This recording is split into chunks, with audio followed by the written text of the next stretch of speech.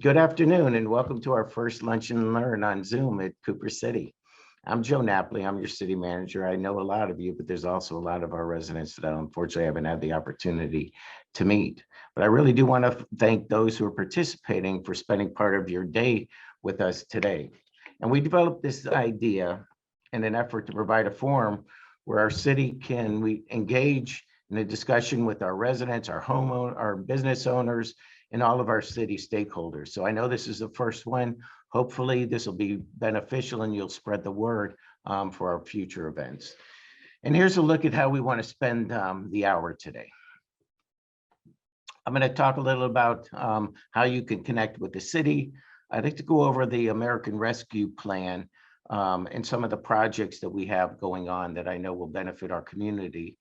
Also want to talk about some of the city initiatives and projects we have aligning with our city strategic plan now, which we initiated, which we actually presented to the public for the first time last year. And then we're going to go into a question and answer session. We received some questions ahead of time, so we'll answer those first. And then as questions come up as we're going through the presentation, if you would like to submit a question, you can use the Q&A panel on your screen. It's a button is located at the bottom of your screen to open up that panel. And we'll be monitoring that panel throughout the session. So as you have questions, please present them. So here's some ways that you can connect with the city. First of all, we have a newsletter that we send out every Thursday. It's got a plethora of information on things that are going on things that are planned, on recognizing residents and staff in our city, just a lot of information.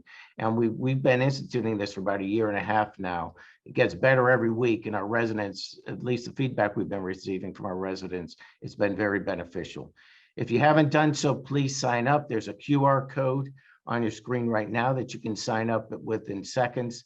And it's just an easy way to get the latest information on things that are going on in the city. So please do sign up. Ensure that your family members and friends sign up. We're trying to get the word out as best we can using all of our forums, but this has proven to be the most successful. And also follow us on our social media pages. We're on all of them. Whether it's Facebook, Twitter, Instagram, or YouTube, you can find information about the city as well as entertaining and engaging activities. And so please do follow us, sign up for all of our social media pages. You know, as a major outcome of COVID-19, the federal government initiated the American Rescue Plan of 2021. We were a great beneficiary of this legislation. And so far, we've received our first tranche of nearly $8.9 million of a total tranche of about $18 million that we will receive. Our guidelines are very strict on what this money can be used for. So there's several areas that can be used for. Supporting public health expenditures is one. Addressing the negative economic impacts of the pandemic. And so we have a lot of programs that we'll talk a little about for this in providing assistance to our residents and mortgage rental relief, utility relief, as well as to our small businesses. We can also use the money to replace any lost revenue that we had as a result of the pandemic. And that's essentially based upon an average of revenue that we've had and that we would have had over the past 4 years. The federal government also said that we can use it to provide premium pay for essential workers on our staff. And then as far as infrastructure go, it provided the opportunity to invest in water, sewer, and broadband infrastructure. So these are the major areas that the funding can be used for. And I'll talk a little about some of the projects that we have and some of the progress that we're making right now.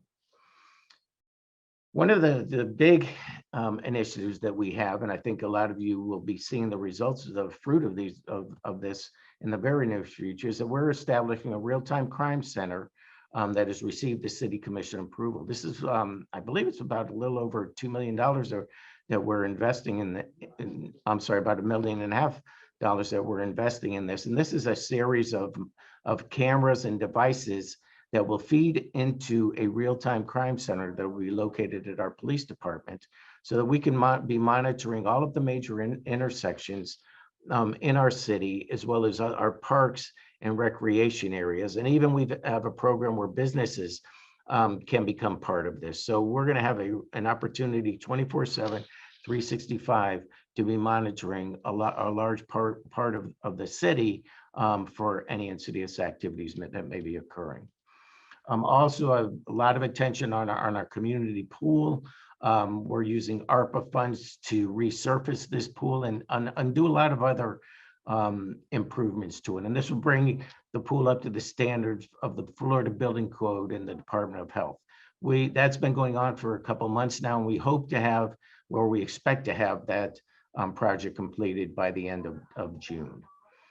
We've also, as I mentioned earlier, funded some multiple community grant programs, and these programs include for residential assistance in the form of mortgage assistance, rental assistance, and utility assistance, as well as assistance to our small businesses. You can see that we've had quite a few applications, and we've been able to provide about $130,000 so far to our residents and small businesses.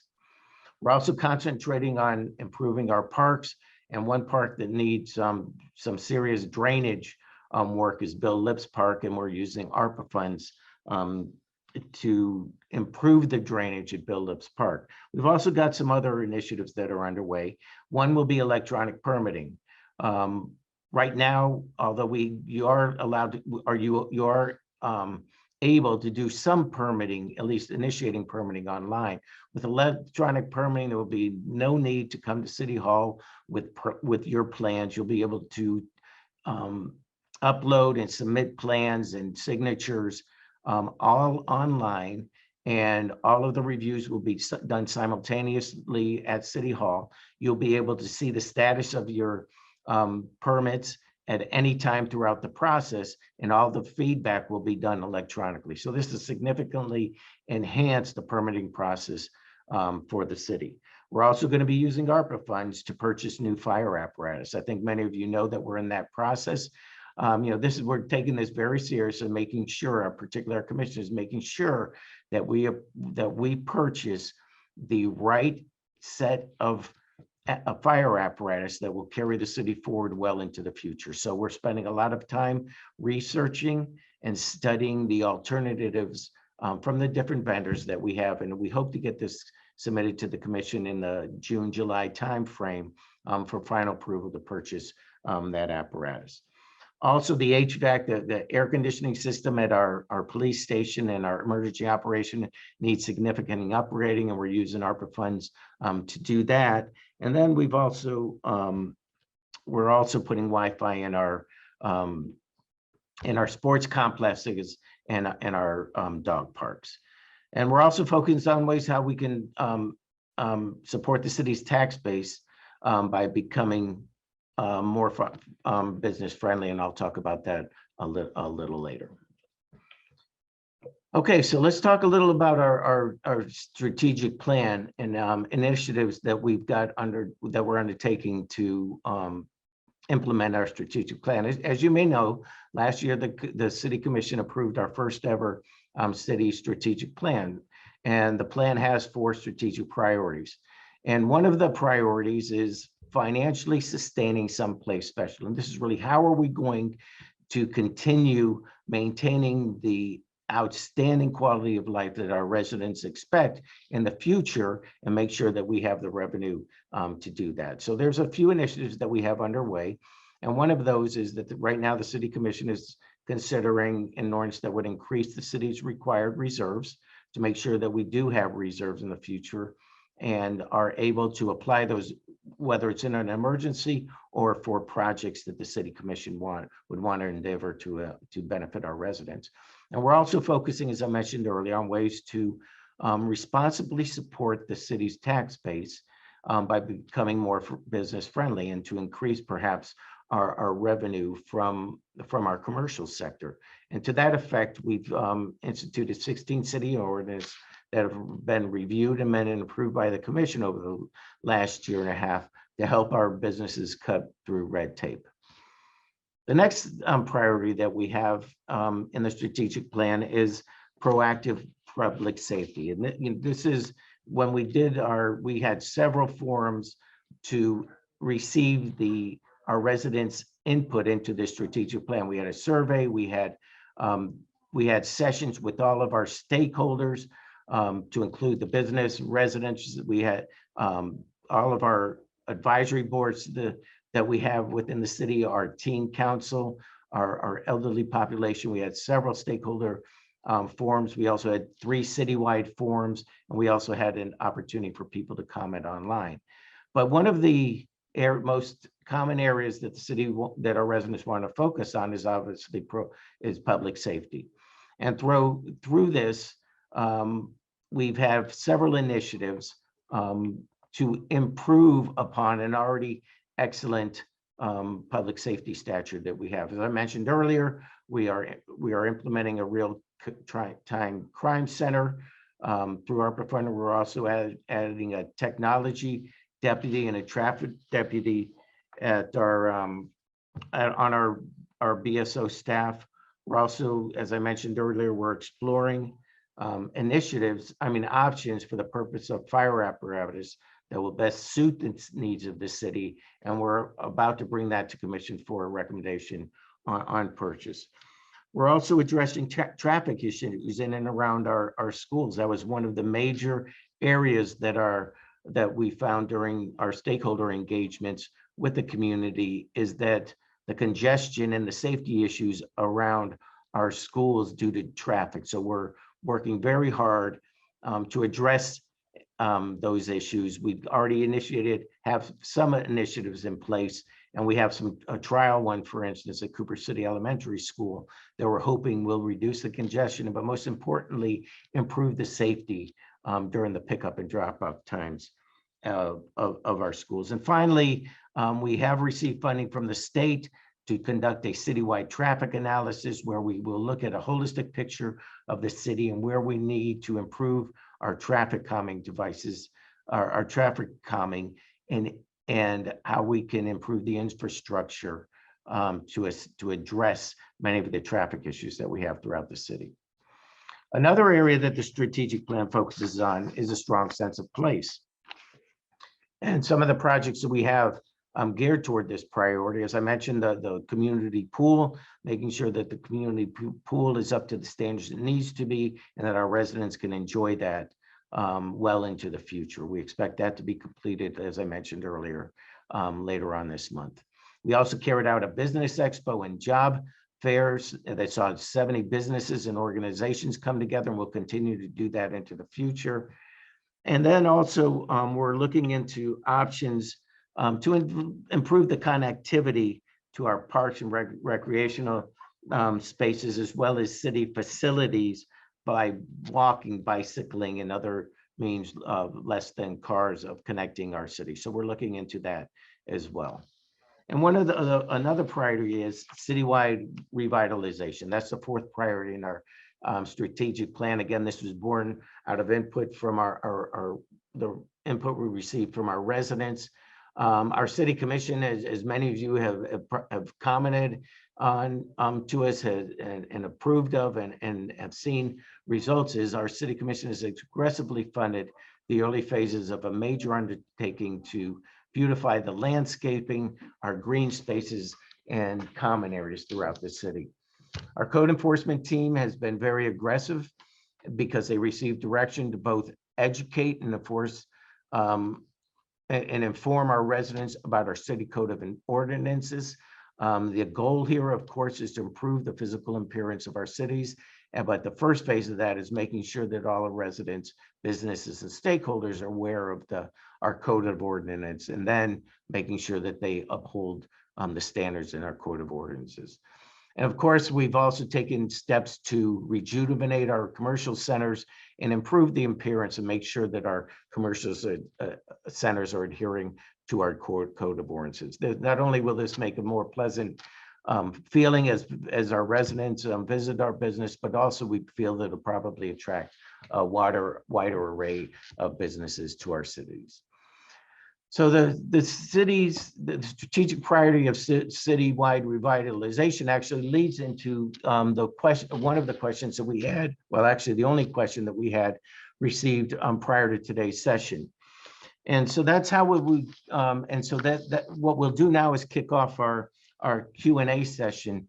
And as a reminder, please use the Q&A function at the bottom of your screen to type a question. We'll do our best to answer as many questions as possible. If for some reason we can't, we will definitely get back to you. So one of the question we received from a resident today, before today's session was, and I'm going to just read it so that I don't miss anything in it. When will the beautification on the north side of Sterling Road, including Flamingo Gardens West, Flamingo Gardens East, and Forest Lake, be implemented?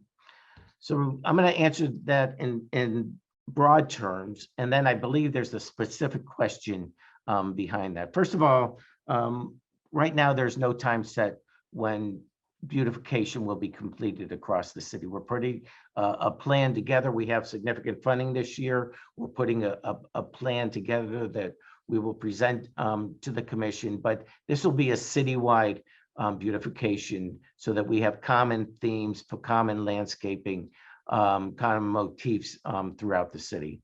However, and like I said, our Public Works Department will be bringing this forward to the City Commission. These concepts will be used to help implement across the city and ensure that our beautification projects are both consistent and with the look and feel of Cooper City, while always, of course, always being cost effective. But I believe the specific question underlying this was the ficus along the western portion of Sterling Road, the north western portion of Sterling Road. And we have looked at that, and we do have a plan. We plan on removing that ficus, but the issue with that ficus is that there's no irrigation there. So we plan on removing the ficus. We're looking at what it will take to put irrigation in there, and then we're looking at options of what we will actually replant there in the future. So that is underway, but we want to make sure that we address not only the near term of removing that and replacing that ficus, but also making sure that we have the irrigation in place and that we're also selecting the replacement foliage that will carry us well into the future. So that's the one question that we received beforehand. Mike, I don't know if we've received any questions in addition since. So at this point, Joe, no, we have not received any questions from any participants that are on the forum right now. Okay.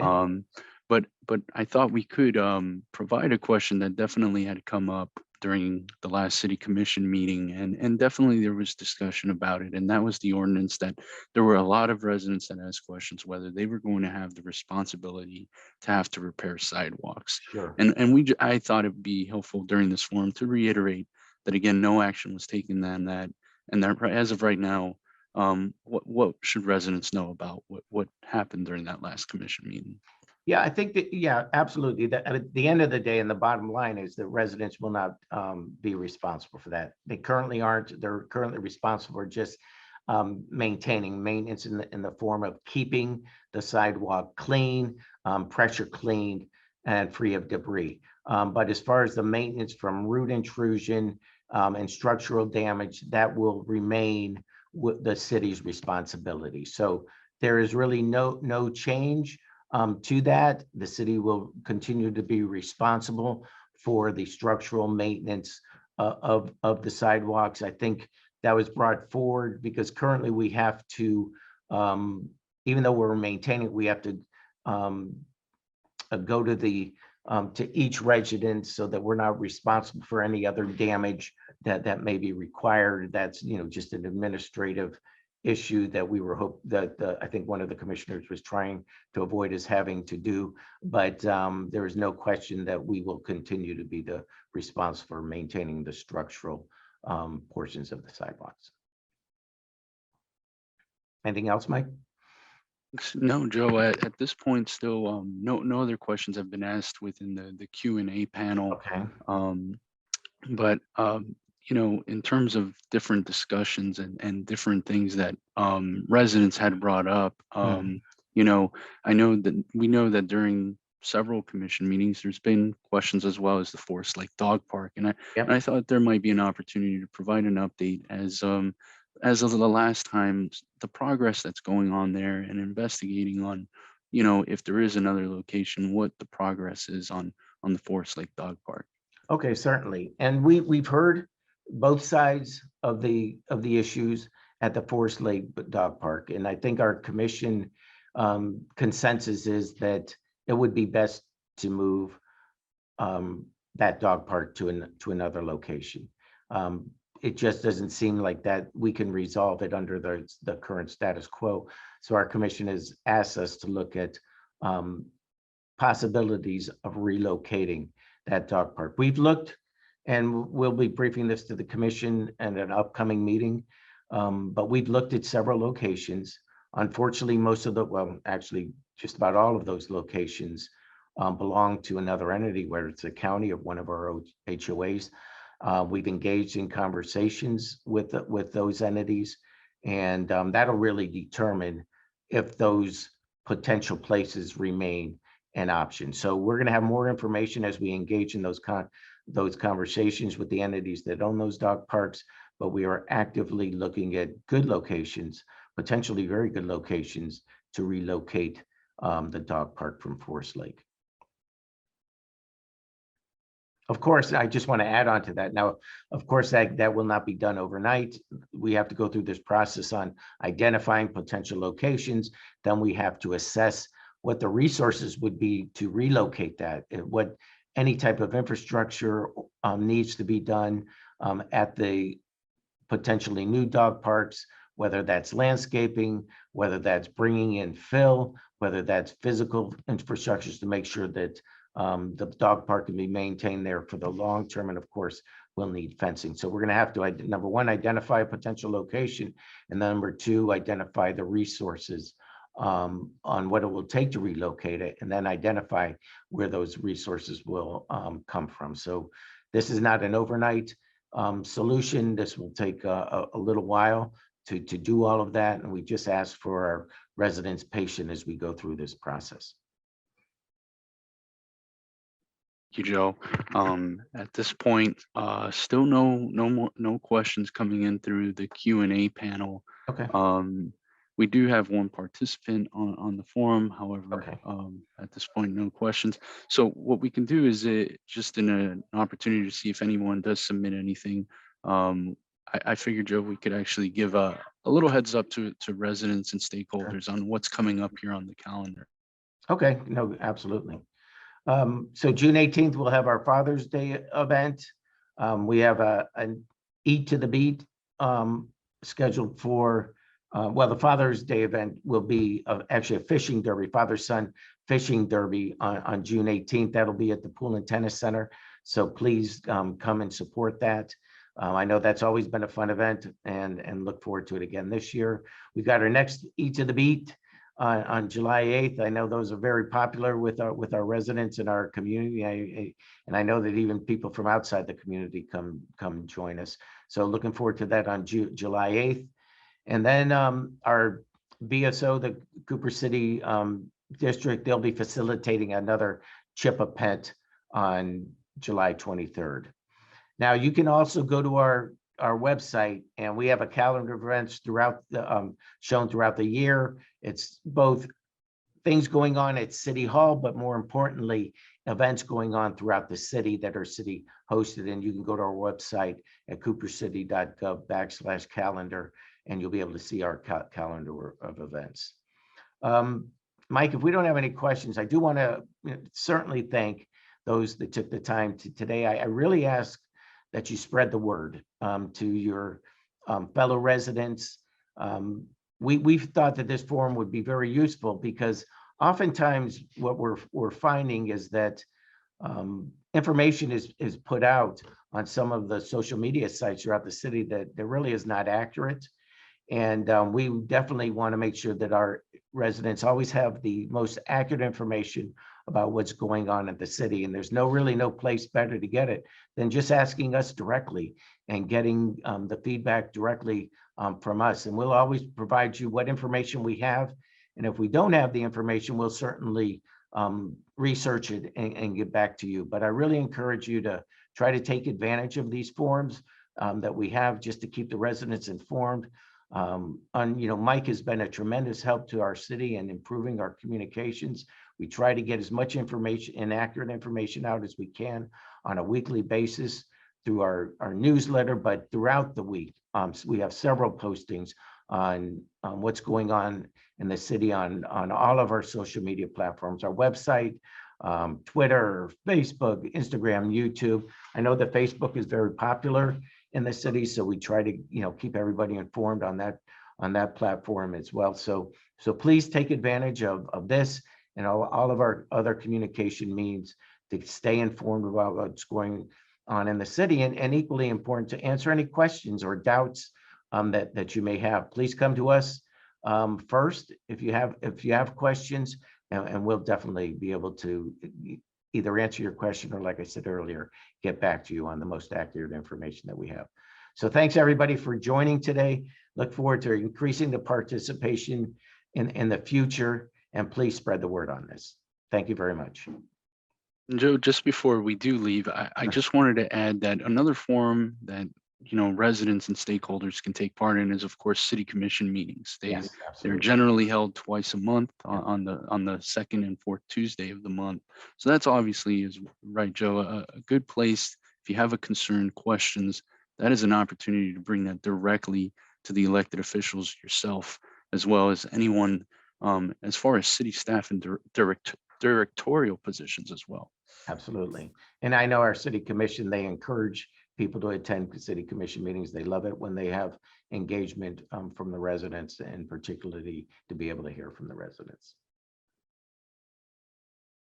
Well, as the city manager mentioned, we will be looking to make this a monthly occurrence. You can look out for us to advertise another opportunity coming up in mid-July. We're expecting. So please be on the lookout. Joe, if you don't have anything to add, we'll close this out. Okay, thank you, Mike, and thank you for those who participated. Thank you.